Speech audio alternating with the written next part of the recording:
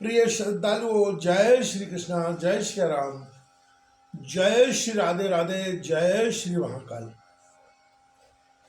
इस प्रवचन में आपको श्रवण कराएंगे देवी पूजन के विविध प्रकारों का वर्णन। हिमालय बोले, हे देवेश्वरी, हे महेश्वरी, हे करुणा सागरे, हे अंबिके, अब आप यथार्थ रूप से अपने पूजन की विधि को भली भांति बतलाइए। श्री देवी बोली, है पर्वतराज सुनिए, मेरी पूजा दो प्रकार की है, बाह्य और आभ्यंतर। बाह्य पूजा भी वैदिकी और तांत्रिकी दो प्रकार की कही गई है। वैदिकी पूजा भी मूर्ति भेद से दो प्रकार की होती है। वेद दीक्षा से संपन्न वैदिकों द्वारा वैद की पूजा की जानी चाहिए और तंत्रोक्त दीक्षा से युक्त पुरुषों के द्वारा तांत्रिक की पूजा की जानी चाहिए। वैद की पूजा है मूधर, तुम अनंत मस्तक, नेत्र तथा चरण वाले मेरे जिस महान रूप का साक्षात दर्शन कर चुके हो और जो समस्त शक्तियों से संपन्न, प्रेरणा प्रदान करने वाला तथा परात्पर है, उसी रूप का नित्य पूजन, नमन, ध्यान तथा स्मरण करना चाहिए।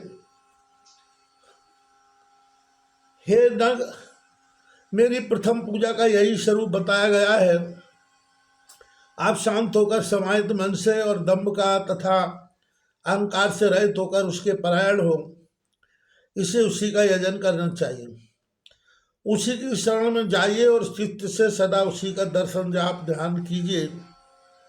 अनन्य एवं प्रेम पूर्ण भक्ति से मेरे उपासक बनकर यज्ञों के द्वारा मेरी पूजा कीजिए और तपस्या तथा दान के द्वारा मुझे पूर्ण रूप से संतुष्ट कीजिए।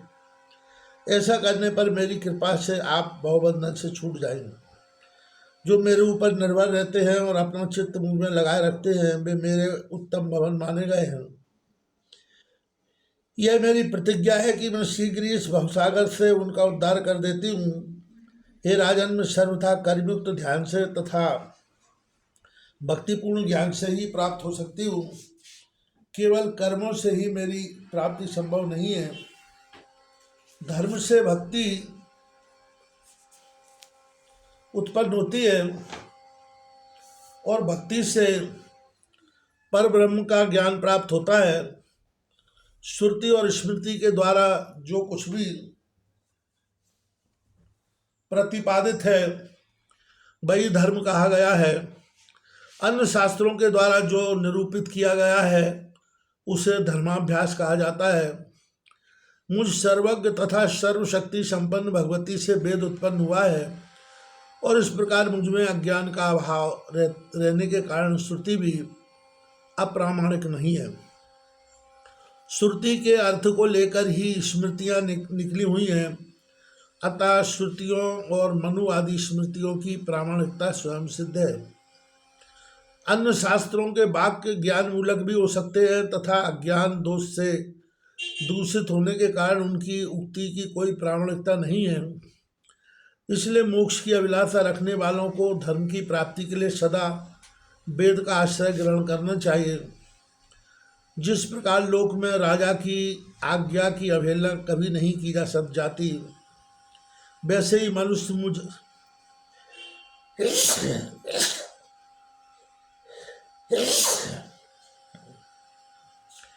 सर्वेश्वरी भगवती की आज्ञा सर्वोपरि उस श्रुति का त्याग कैसे कर सकते हैं। मेरी आज्ञा के पालन के लिए ही तो विप्र और क्षत्रिय आदि जातियाँ मेरे द्वारा सृजित की गई हैं। अब मेरी श्रुति की वाणी का रहस्य समझ लीजिए। हे मूढ़र, जब जब धर्म की हानि होती है और अधर्म की वृद्धि होती है, तब तक मैं विभिन्न अवतार धारण करती हूँ। हे राजन, इसलिए देवताओं और दैत्यों का विभाग हुआ। जो लोग उन धर्मों का सदा आचरण नहीं करते, उसे शिक्षा देने के लिए मैंने अनेक नरकों की व्यवस्था कर रखी, जिनके सुनने मात्र से भय उत्पन्न हो जाता है। जो लोग वेद प्रतिपादित धर्म का परित्याग करके अन्य धर्म का आश्रय लेते हैं, राजा को चाहिए कि भाई ऐसे अधर्मियों को अपने राज्य से निष्कासित कर दें।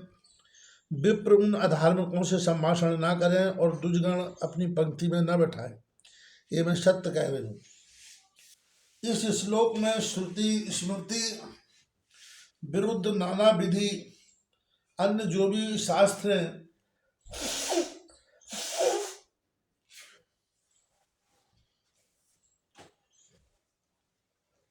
वे हर प्रकार से तामस हैं।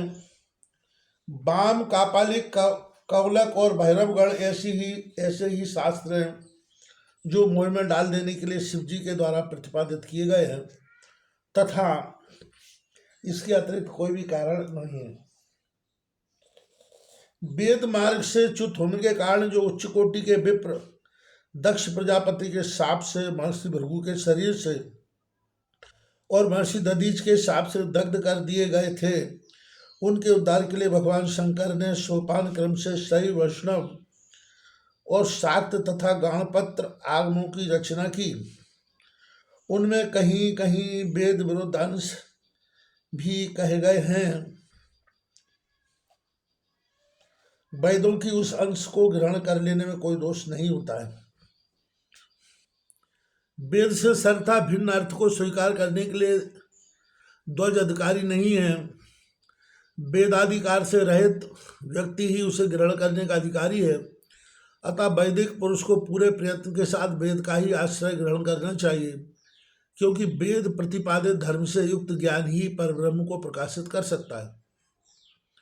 संपूर्ण इच्छाओं को त्याग कर मेरी शरण की को प्राप्त सभी प्राणियों पर दया करने वाले तथा मेरे स्थानों का वर्णन करने में संलग्न रहने वाले जो सन्यासी, वानप्रस्थ, गृहस्थ और ब्रह्मचारी मेरे ऐश्वर्य संज्ञक योग की सदा भक्ति पूर्वक उपासना करते हैं, मुझ में निरंतर अनुरुक्त रहने वाले उन साधकों को अज्ञान जनित अंधकार को मैं ज्ञान रूपी सूर्य के प्रकाश से नष्ट कर देती हूँ, इसमें संदेह नहीं है। हे पर्वतराज, इस प्रकार मैंने पहली वैदिक पूजा के स्वरूप संक्षिप्त में वर्णन कर दिया है।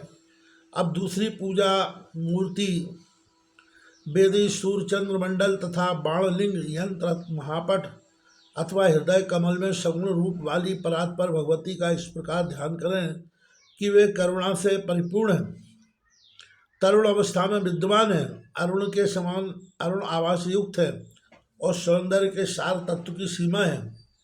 इनके संपूर्ण अंग परम मनोहर हैं।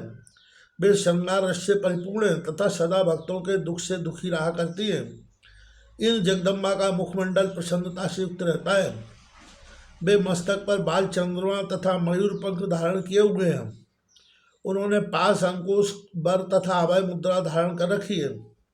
वे आनंदमय रूप से संपन्न हैं। इस प्रकार ध्यान करके अपने वित्त सामर्थ्य के अनुसार विभिन्न उपचारों से भगवती की पूजा करनी चाहिए। जब तक अंतः पूजा में अधिकार नहीं हो जाता तब तक यह बाह्य पूजा करनी चाहिए। पुनः अंतः पूजा में अधिकार हो जाने पर उस बाह्य पूजा को छोड़ देना चाहिए। जो अभ्यंतर है पूजा है, उसे ज्ञान रूप मुझ ब्रह्म में चित्त का लय होना कहा गया है। उपाधि रहित ज्ञान ही मेरा परम रूप है। अतः मेरे ज्ञानमय रूप में अपना आश्रयहीन चित्त लगा देना चाहिए। इस ज्ञानमय रूप के अतिरिक्त यह मायामय जगत पूर्णतः मिथ्या है। अतः भवबंधन के नाश के लिए एक निष्ठा तथा योग युक्त चित्त से मुझ सर्व साक्षिणी तथा आत्मस्वरूपिणी भगवती का चिंतन करना चाहिए। हे पर्वत श्रेष्ठ, इसके बाद में बाह्य पूजन का विस्तार पूर्वक अगले वीडियो में आपको श्रवण कराया जाएगा। आप सावधान मन से उसे भी श्रवण कीजिएगा।